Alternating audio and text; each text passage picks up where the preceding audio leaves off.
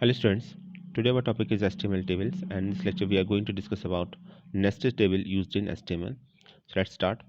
Students, last video में हम already simple table कैसे क्रिएट करते हैं ये हम सीख चुके हैं और इस वीडियो में देखेंगे कि नेस्टेड टेबल किस तरह से डिफाइन की जाती है।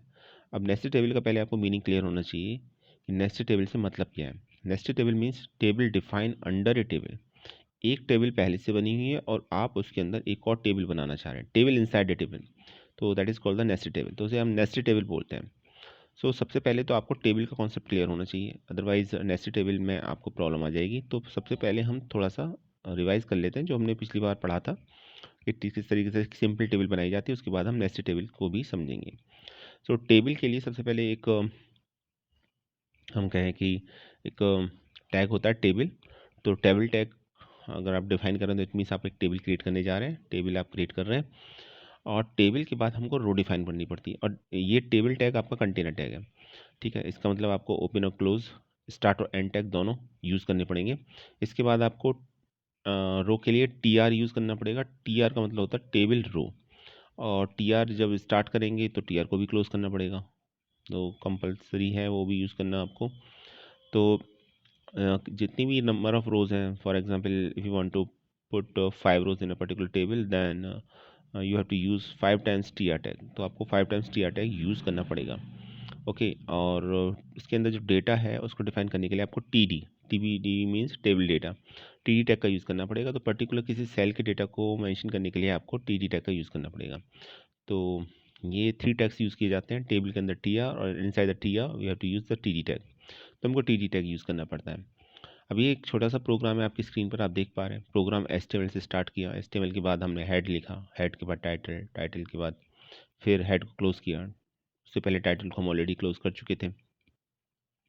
तो होगा क्या कि वेब पेज का टाइटल डिस्प्ले हो जाएगा स्क्रीन पर, और जैसा हम जानते हैं कि बॉडी से ही मेन प्रोग्राम आपका स्टार्ट होता है। तो बॉडी में आप देख रहे हैं हमने, क्योंकि एक टेबल बनानी है तो हमने टेबल टैग यूज़ किया और उसमें एक एट्रीब्यूट लिया बॉर्डर। बॉर्डर की वैल्यू 1 रखी। बॉर्डर अगर यूज़ नहीं करेंगे तो टेबल तो क्रिएट होगी but without border. Without border का मतलब है ये कि कोई लाइन विजिबल नहीं होगी जो डिफरेंट सेल्स को डिवाइड कर रही हो, वो विजिबल नहीं होगी। तो उसको, उसकी विजिबिलिटी के लिए एटलीस्ट आपको बॉर्डर एट्रीब्यूट की वैल्यू 1 रखनी पड़ेगी, तभी वो विजिबल होगी। तो हमने लिख दिया table border is equal to 1, और उसके बाद एज यूजल हमको रो बनानी थी तो हमने टी आर टैग यूज़ किया। टी आर में आपको 2 सेल्स का डेटा आपको डिफाइन करना है, तो हमने टी डी 2 टाइम्स यूज़ किया, फिर टी आर को क्लोज कर दिया। इट मीन्स आपकी फर्स्ट रो का डेटा कंप्लीट हो गया। अब आपको सेकंड रो चाहिए तो सेकंड टाइम्स हम टी आर को लिखेंगे, उसके अंदर आपको फिर से डेटा डिफाइन करना है, तो फिर से आप टी डी टैग के अंदर जो भी डेटा है वो लिखेंगे। इसमें 2 times T D tag use कर लिए तो टी डी, तो ये टी आर का भी सेकेंड रो का भी डेटा कंप्लीट हो गया। अब मान लीजिए हमको सिर्फ 2 ही रो चाहिए, तो 2 टाइम्स तो आपने टी आर लिख दिया, दैट इज सफिशिएंट, और उसके बाद टेबल टैग को क्लोज कर देंगे क्योंकि हमारा टास्क कंप्लीट हो गया। हमें एक ऐसी टेबल बनानी थी इसमें 2 रोज हों और पर रो आपके 2 सेल हों, तो वो हमारा ऑब्जेक्टिव फुलफिल हो गया। एक बार मैं आपको रन करा के दिखा देता हूँ तो आपको और क्लियर हो जाएगा। तो नोटपैड की फ़ाइल ओपन की, पी नेम से ओपन कर ली और इसको क्लिक किया। क्लिक करने के बाद हमने यहाँ पर क्या किया कि ये जो प्रोग्राम था हमारा, इसे हम कॉपी पेस्ट कर देंगे। आपको लिखना है, आपको कॉपी पेस्ट कुछ नहीं करना, ठीक है। लिखेंगे उतनी अच्छा प्रैक्टिस होगी आपकी। ये देखिए, ये टेबल टैग है, ठीक है। टेबल के अंदर हमने टी आर, एक टी आर ये हो गया, हाईलाइट कर देना हमको क्लियर हो जाए। एक और टी आर था, 2 रोज बनानी थी हमको, तो एक टी आर ये है। फिर इसके अंदर हमको टेबल का डेटा चाहिए था। इनसाइड द टी आर आपको टी जी टैग डिफाइन करना पड़ेगा। इसका कलर चेंज कर देता हूँ तो कि आपको ये भी क्लियर हो जाए कि ये किसका पार्ट है। स्पेस का कॉन्सेप्ट सिर्फ इतना है, स्पेस देखिए जो हम लिखते हैं, ताकि आपको पता चल जाए कौन सा टैग कहाँ स्टार्ट हुआ, कब एंड हुआ, और कौन सा टैग किस टैग का पार्ट है, किसके अंदर क्या डिफाइन कर रखा है आपने, ठीक है, वो आपको क्लियर हो जाता है। तो इसलिए बाकी आप स्पेस ना दें तो कुछ गलती नहीं होगी इसमें। तो देखिए सेकंड टी आर का डेटा है, आपकी 2 सेल्स का डेटा आपने डिफाइन किया है, जिसका डेटा है रो 2 कॉलम 1 और रो 2 कॉलम 2। तो ये एक सिंपल टेबल है, देख लीजिए, समझ लीजिए इसको। ऑलरेडी हम पिछली बार भी इसको समझा चुके हैं। एक टेबल बनानी है हमको जिसमें 2 रोज़ हैं, इसलिए रो को हमने ग्रीन कलर से हाईलाइट किया है। उसके अंदर हमको डेटा पुट करना है, तो हमने ब्लू कलर का यूज़ किया दिखाने के लिए कि ये डेटा है।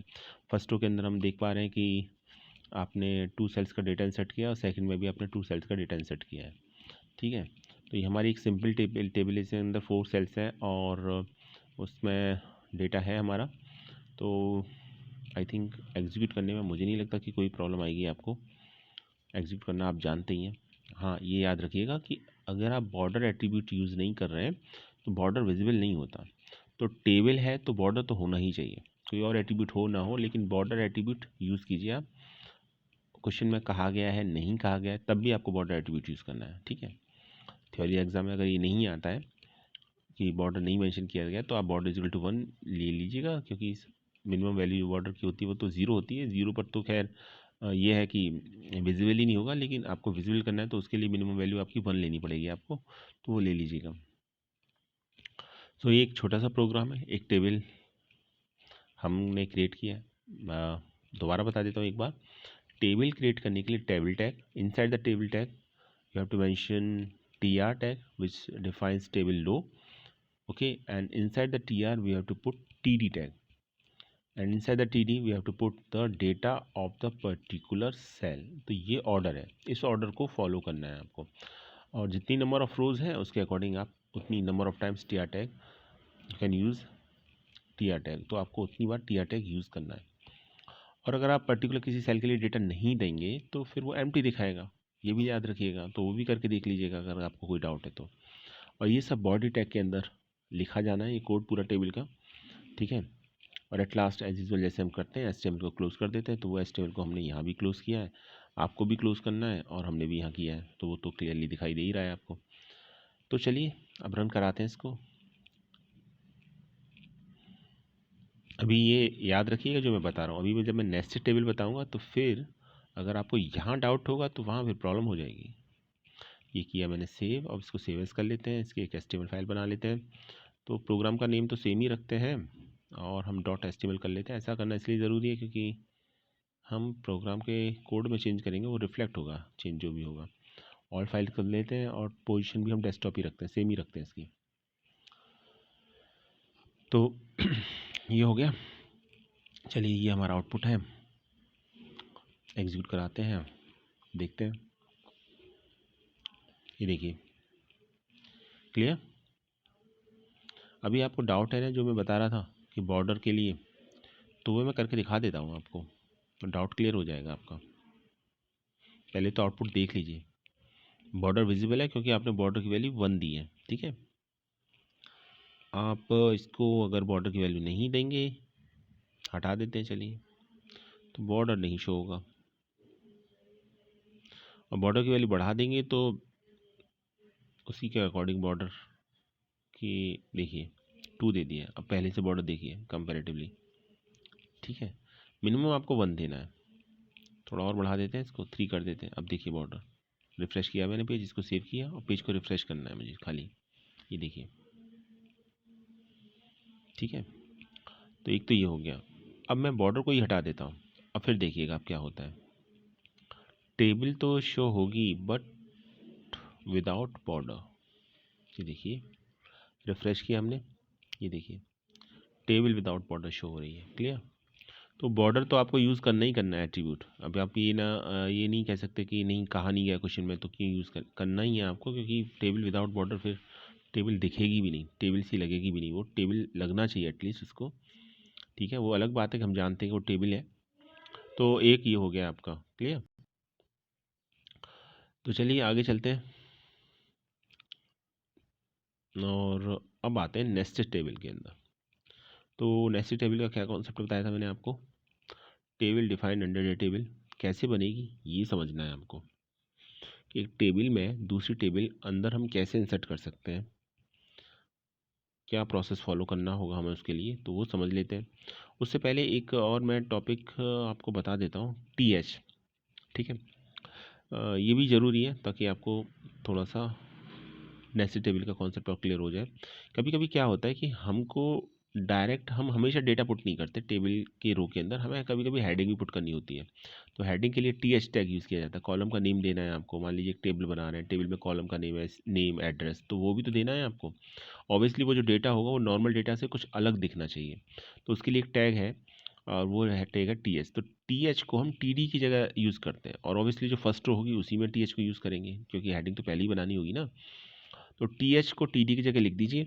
तो ऐसा करने से फ़र्क क्या पड़ेगा, सवाल ये कि हम टी डी यूज़ करें और उसी में अगर हम कॉलम के नेम दे दें तो क्या। देखिए ये जो टी एच होता है वो बाय डिफ़ॉल्ट बोल्ड होता है और सेंटर्ड होता है, तो अलग ही दिखता है वो कि ये हेडिंग है।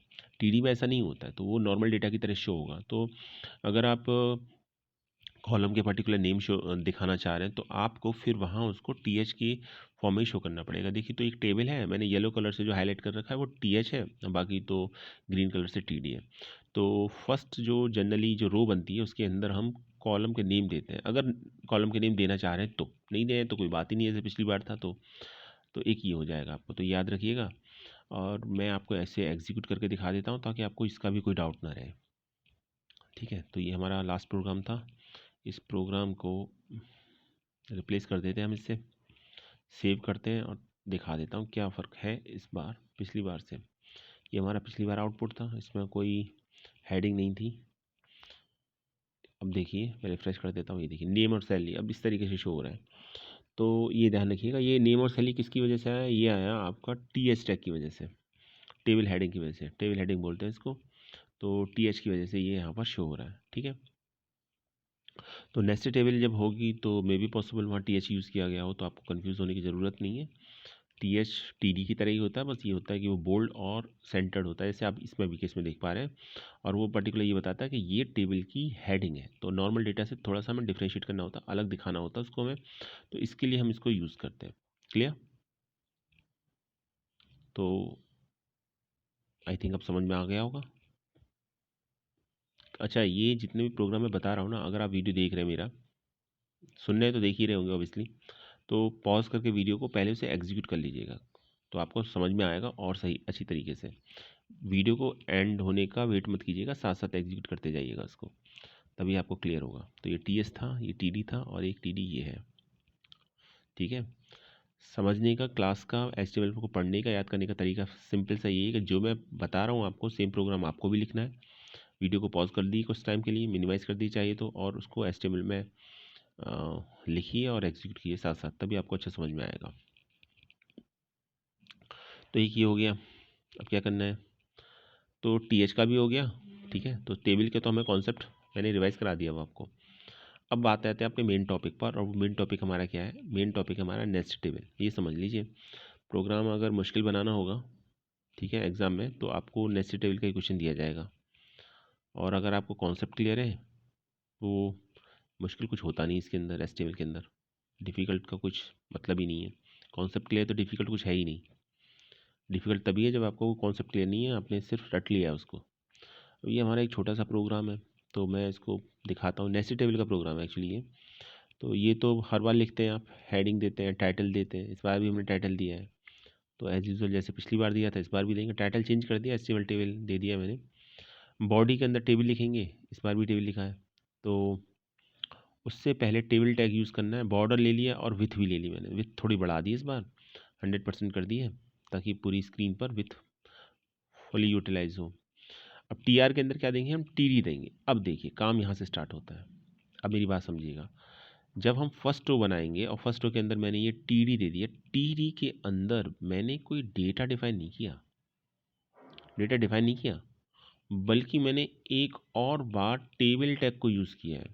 ये देखिए मैं इसको हाईलाइट कर देता हूँ। ये तो टी डी के अंदर instead of using data we define another table, तो हमने एक और टेबल को डिफाइन कर दिया, तो इसीलिए ये नेस्टेड टेबल कहलाएगी। अब टी डी हो गया, अब फिर टी आर, जो मेन टेबल है, इसलिए उसको येलो कलर से हाईलाइट कर रहे हैं। ठीक है, तो जो मेन टेबल है उसमें हम टी डी के बाद डेटा ना मेंशन करके हम उसमें आपकी एक और टेबल डिफाइन कर देंगे, और फिर हमारी मेन टेबल क्लोज हो गई।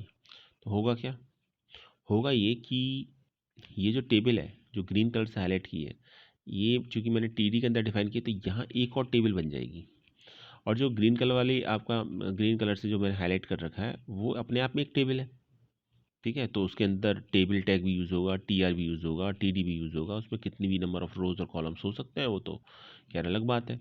ठीक है। तो उसके अंदर मैंने अलग बात यहाँ पर यह है कि 3 रोज़ को यूज़ किया है। ओके,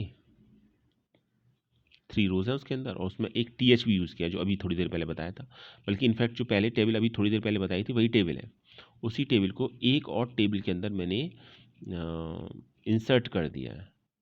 और कहाँ इंसर्ट किया? टीडी के बाद। ये ध्यान रखिएगा, टीडी के बाद इंसर्ट, टीडी के अंदर मैंने एक टेबल को डिफाइन किया है। तो आपको भी अगर नेस्टेड टेबल बनानी है तो आपको भी यही काम करना है, इसी प्रोसेस को फॉलो करना है। एक मेन टेबल लेनी है, टीआर लेना है और टीडी लेना है। अगर आप कोई और रो बना अगर आप कोई और आप नेस्टेड टेबल बनाना चाह रहे हैं तो टीडी के अंदर डिफाइन कर दिए, डेटा की जगह दे दीजिए। तो इंस्टीड ऑफ डेटा एक टेबल उसके अंदर और क्रिएट हो जाएगी, तो वो आपका फिर नेस्टेड टेबल कहलाएगी। तो अभी अच्छा, इसमें एक बात और है, जो मेन टेबल है उसका अपना कोई कंटेंट नहीं है, अपनी कोई रो या अपना कोई डेटा नहीं है, सिर्फ उसके अंदर एक ही डेटा था, टीडी, एक ही रो थी। उस रो के अंदर भी मैंने दूसरी टेबल क्रिएट कर दी, तो एक टेबल के अंदर दूसरी टेबल आपकी क्रिएट हो जाएगी। मैं दिखाता हूँ क्या मतलब है इस बात का। ये मेरा प्रोग्राम है, तो मैं इसको कॉपी कर लेता हूँ और यहाँ कर दिया मैंने इसको पेस्ट। ये कर देते हैं इसको सेव और इसको करा देते हैं रन। ठीक है। अभी देखिएगा टेबल कैसे बनती है। याद रखिए विथ मैंने 100% ली है, तो स्क्रीन की टोटल विथ यूज़ होगी, जितनी विथ है वो टोटल यूज़ होगी। हाइट यूज़ नहीं किया, विथ यूज़ की है। ठीक है। हाइट भी यूज़ करते तो कंप्लीट एरिया ही आ जाता, 100% कर देते तो। ये देखिए, ये रिफ़्रेश किया, अब ये देखिए। ठीक है। विथ टोटल 100% यूज़ हो रही है और एक टेबल ऊपर बनी हुई है, इस टेबल के अंदर दूसरी एक टेबल बनी हुई है। चूँकि जो फर्स्ट लिस्ट है, जो पेरेंट, सॉरी लिस्ट कह रहा हूँ मैं, टेबल, जो फर्स्ट टेबल है या पेरेंट टेबल, उसका अपना कोई डेटा नहीं, तो उस डेटा के अंदर आपकी एक और टेबल डिफाइन की है जिसकी कॉलम नेम है नेम और सैलरी, और डेटा है रमेश रमन और सब्बीर हुसैन, और सैलरी दे रखी 5000 7000 रेस्पेक्टिवली। अच्छा, अभी आपने कहा, आपको मेरे हिसाब से कुछ थोड़ा बहुत तो समझ में आ ही गया होगा। अभी एक डाउट मैं आपको और क्लियर कर देता हूँ, जो मुझे लग रहा है आपको आ रहा होगा। और डाउट ये आ रहा होगा आपको कि अगर हमारी जो पेरेंट टेबल है उसकी भी अपनी एक रो होती, ठीक है, तो वो कहाँ शो होती, किस तरीके से शो होती, तो मैं एक रो उसकी भी क्रिएट कर दे रहा हूँ और सेकंड रो के अंदर टेबल डेटा इंसर्ट कर दे रहा हूँ, या नेक्स्ट एक टेबल और इंसर्ट कर दे रहा हूँ। तो एक टीआर है, एक रो बनाएंगे टीआर, टीआर को क्लोज कर देंगे, और ये फर्स्ट टेबल का डेटा बना रहा हूँ मैं आपका। सेकंड रो में तो आपकी एक और टेबल इंसर्ट कर दी गई है, तो एक रो और बना दे रहे हैं जो सिर्फ पेरेंट टेबल का ही पार्ट है। तो इसके अंदर आपका कुछ भी डेटा हो सकता है, कितना भी डेटा हो सकता है। मान लीजिए इसका डेटा है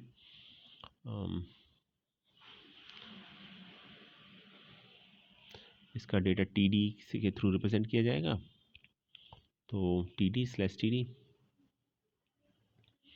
इसके अंदर डेटा दे रहे हैं। तो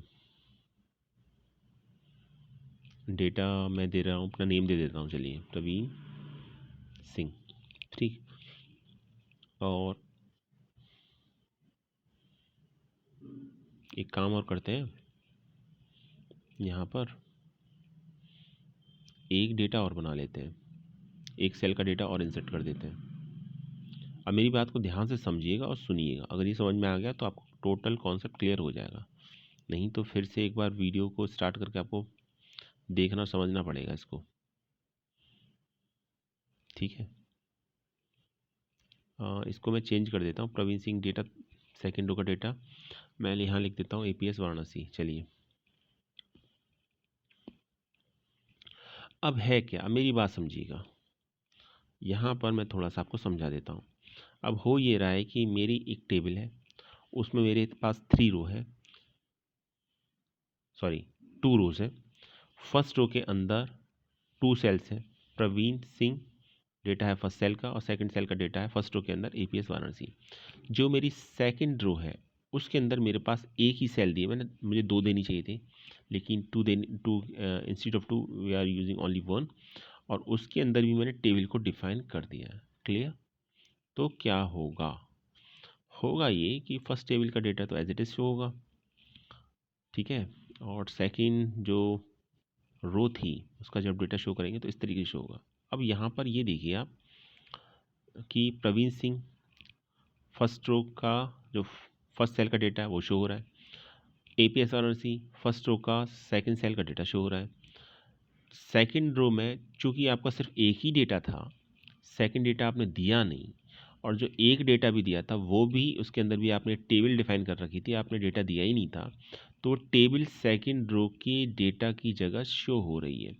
और चूंकि सेकंड डेटा आपने दिया नहीं तो वो एम्प्टी शो हो रहा है। अब ये देख लीजिए इस तरीके से हो रहा है ना, ये देखिए एम्प्टी है, कुछ नहीं है। तो मैं अगर यहाँ एक और डेटा देता तो एपीएस वाराणसी के नीचे कुछ लिखा हुआ आता, मैंने दिया नहीं है तो हो नहीं रहा शो। तो मैं एक काम करता हूँ, इसको हटा देता हूँ। अब एक ही डेटा रखते हैं, एक ही सेल रखते हैं तो कोई दिक्कत नहीं होगी, ठीक है। फर्स्ट रो के अंदर भी एक सेल रहेगी, सेकंड रो के अंदर भी एक सेल रहेगी, तो नेस्टेड फिर और अच्छी तरीके से समझ में आएगा हमको, ठीक है। तो ये देखिए ये हट जाएगा, ये देखिए अब फर्स्ट रो का डेटा क्या है, प्रवीण सिंह, और सेकंड डेटा के अंदर मैंने एक टेबल डिफाइन कर रखी है तो वो यहाँ शो हो ही रहा है आपका। तो ये था कॉन्सेप्ट नेस्टेड लिस्ट का, लिस्ट डिफाइन अंडर ए लिस्ट। क्लियर हो गया आपको? आई थिंक कुछ समझ में आ चुका होगा आपको अब तक, या नहीं आया? अभी आ गया होगा। नहीं आया है तो इस प्रोग्राम को एग्जीक्यूट कर लीजिएगा, और ये चेंजेस मैंने इंटेंशनली आपको करके दिखाए थे कि आप ये कहें कि सर इसका डेटा क्यों नहीं है, उसका डेटा क्यों नहीं है, डेटा दे देंगे तो क्या हो जाएगा, इस तरह से क्वेश्चन पूछते हैं स्टूडेंट, मुझे पता है। तो क्लास में अगर नहीं आया तो फिर क्लास तो होगी ऑनलाइन, तो फिर वहाँ आप पूछ सकते हैं, ठीक है। चलिए कुछ, ये तो टॉपिक हमारा टेबल आज कंप्लीट हो गया अच्छी तरीके से, हमने सभी इसके कॉन्सेप्ट को पढ़ लिया। अब थोड़ा सा कुछ मेन कॉन्सेप्ट बता देते हैं जो एग्जाम में इसके पूछे जाते हैं क्वेश्चन। तो ये तो सबसे टिपिकल पार्ट था जो एग्जाम में पूछा जाता है, नेस्टेड टेबल अगर पूछा गया तो। बाकी एक क्वेश्चन हमेशा आता है ऑलवेज, बल्कि एक नहीं है दो है, two types of questions are always asked. First is the difference between cell spacing cell padding, and second one is the difference between row span col span. Row span col span में तो आपका code से related question आता है, source code पूछा जाएगा, source code दे रखा होगा, आउटपुट पूछा जाएगा, लेकिन cell padding cell spacing theory में भी पूछ लिया जाता है। देखिए जब आपको स्पेस बढ़ाना होता है बिटवीन द सेल्स तो हम सेल स्पेसिंग एट्रीब्यूट यूज़ करते हैं, और ये सेल स्पेसिंग जो एट्रीब्यूट है ये टेबल का एट्रीब्यूट है, ठीक है, टेबल के साथ यूज़ कीजिए आपको इसको। और अगर आपको सेल के अंदर जो कंटेंट है और सेल की बाउंड्री के बीच में डिफरेंस बढ़ाना है तो फिर आप सेल पैडिंग यूज़ कीजिए इसकी। तो ये भी एट्रीब्यूट आपका इसका है, टेबल का ही एट्रीब्यूट है। ये देख लीजिए एक छोटा सा प्रोग्राम बना हुआ है, सेल स्पेसिंग सेल पैडिंग, मैंने 5 वैल्यू दे रखी है, तो आप भी दे सकते हैं कुछ भी वैल्यू। तो जहाँ आप table border equal to 1 mention कर रहे हैं वहीं आप सेल पैडिंग सेल स्पेसिंग दे दीजिए अगर कहा गया है तो। डेफिनेशन बड़ी सी सिंपल है, अगर आपको डिफरेंस बढ़ाना है, if you want to increase the distance between different cells then you have to use the cell spacing attribute, and if you want to increase the distance between the content of the cell and the boundary of the cell then you have to use cell padding attribute. तो उस case में आपको cell padding attribute use करना है। Clear हो गया? तो एक सेल पैडिंग हो गया और एक आपका सेल स्पेसिंग हो गया, तो दोनों हो गए आपके। तो ये डिफरेंस होता है सेल पैडिंग में और सेल स्पेसिंग में। ये कभी कभी डायरेक्ट पूछ भी लिया जाता है आपसे, और अगर आपसे पूछा भी जाता है थ्योरी में भी तो आप एग्जाम्पल के थ्रू इसको इम्प्लीमेंट करके दिखाइएगा, वो अच्छा रहेगा आपके लिए, समझने के लिए सही रहेगा। और ये आता है, कई बार पूछा जा चुका है। एक क्वेश्चन आता है रो स्पैन और कॉल स्पैन का, इसको भी मैं पिछली बार बता चुका था। देखिए कभी कभी क्या होता है कि जो हम टेबल बनाते हैं ना उसमें रो को टू सेल्स को रो वाइज या कॉलम वाइज मर्ज करना होता है। तो अगर आप रो वाइज, अच्छा ऐसा नहीं कि हमेशा टू सेल्स को ही मर्ज करेंगे रो वाइज या कॉलम वाइज, मिनिमम टू को मर्ज करना होता है, एक को तो मर्ज करने का कोई मतलब ही नहीं है। तो फिर अगर हमें रो वाइज मर्ज करना है टू और मोर सेल्स को तो फिर हम वहाँ, तो अगर हमें रो वाइज मर्ज करना होता है तो हम रो स्पैन यूज़ करते हैं, और अगर हमें कॉलम वाइज मर्ज करना होता है तो हम कॉल स्पैन एट्रीब्यूट यूज़ करते हैं। और ये कहाँ यूज़ करते हैं, ये यूज़ करते हैं टीडी के अंदर, ठीक है, टेबल डेटा के अंदर। अगर हमें रो वाइज सेल को मर्ज करना है तो हम रो स्पैन, और कॉलम वाइज मर्ज करना है तो हम कॉल स्पैन यूज़ करते हैं। तो हम दोनों को यूज़ कर सकते हैं। क्लियर? तो जैसे मैंने यहाँ रो स्पैन इक्वल टू 2 लिखा, it means two cells will be merge row wise, ठीक है।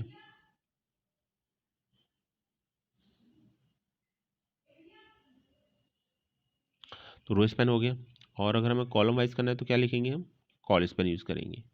तो ये क्वेश्चन भी एग्ज़ाम पॉइंट ऑफ व्यू से बहुत इंपॉर्टेंट है आपके, याद रखिएगा, पूछ लिया जाता है अक्सर, पूछा जा भी चुका है, कई बार पूछा जा चुका है, याद रखिएगा आप भी, ठीक है।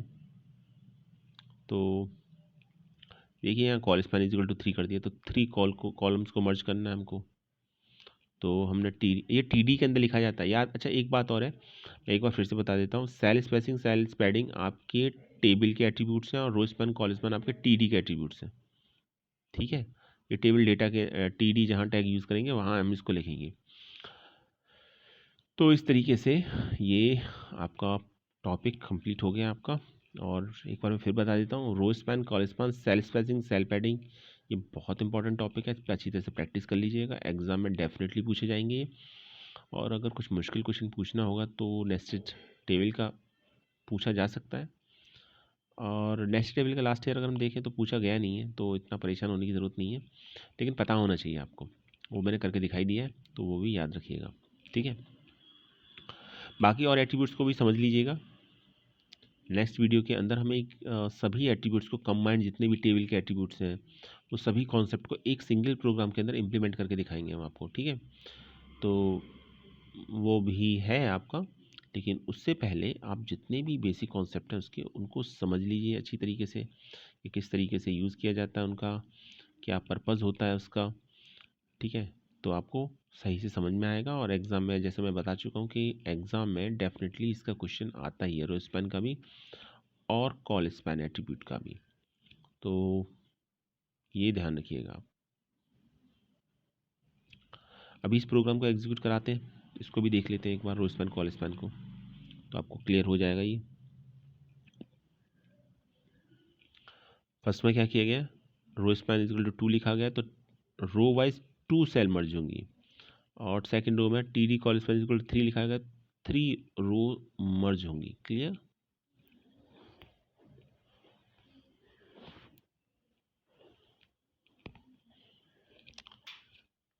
आई थिंक क्लियर हो गया होगा अभी आपको। चलिए,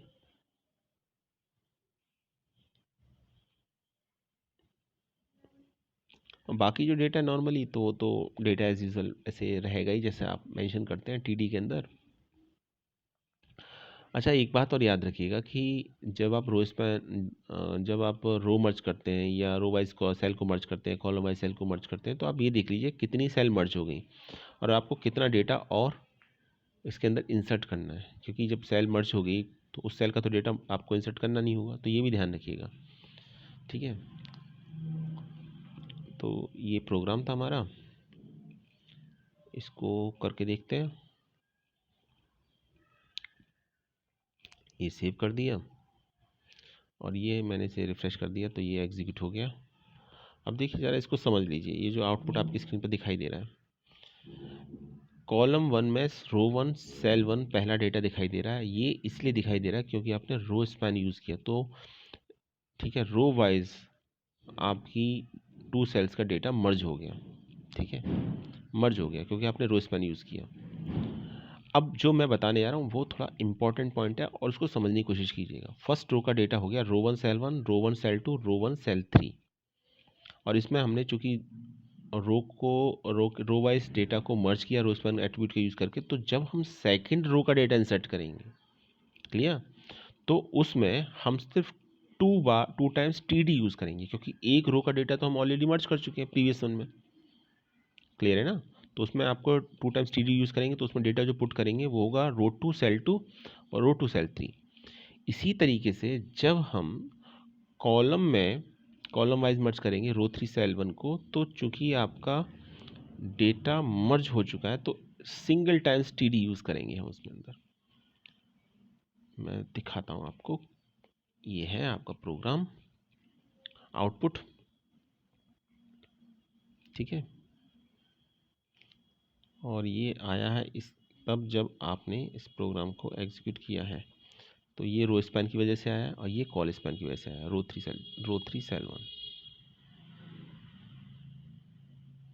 तो इसके अंदर एक ही डेटा पुट किया गया क्योंकि सभी कॉलम मर्ज हो गए। ये देखिए ज़रा सोर्स कोड देख लीजिए एक बार इसका, टी आर के अंदर, थर्ड टी आर के अंदर for span equal to 3 use किया है तो फिर मर्ज हो गया। तो ये था हमारा आज का स्टूडेंट्स, ये था आज का हमारा वीडियो। आई थिंक अभी आपको कॉन्सेप्ट क्लियर हो गया होगा। एक बार प्रैक्टिस कीजिएगा थोड़ा सा आप इस पर, और फिर हम नेक्स्ट वीडियो के अंदर एक बार और कंप्लीटली टेबल्स के जितने भी एट्रीब्यूट्स हैं सबको एक साथ इंप्लीमेंट करके दिखाएंगे। Thanks for watching this video.